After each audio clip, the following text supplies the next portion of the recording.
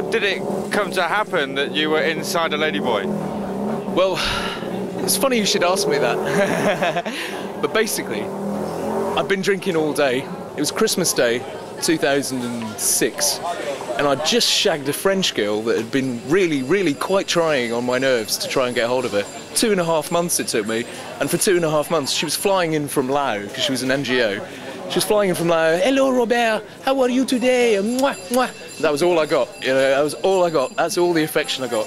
And then finally, Christmas morning, I get a knock on the door, she opens the door, and Merry Christmas, fucks my brains out. Then I was sat here celebrating. I'm like, yeah, we, because French girls, they say we when you fuck them. It's great. Anyway, so. Is that because the pussy sounds? Well, that's what you're thinking. You're thinking, you want me to wee? What the fuck? You know what I mean? Anyways, so I'm sat here celebrating. Oh, I got the French girl. Wee, Leo's beer splashing everywhere. And then I see this Dutch girl I hadn't seen in 2.5 months, and I run after, because this is a place where you run. You know, you run after girls. This is the place to watch people. And all different nationalities and all the rest of it. And I'm running after this girl. I was like, hey, I know you. And she said, yeah, you do know me. Your name's Rob. I was like, what have you been doing? She said, oh, I've been analysing farming shit, boring stuff in Thailand.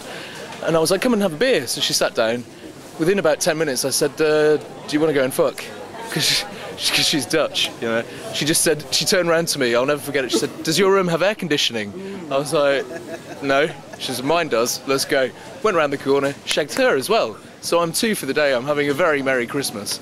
And then I'm carrying on, I'm nailing beers. And I went out, ended up in Spicy Bar, of all fucking places. And I met this girl called Jane. Yeah, hammered out of my face. And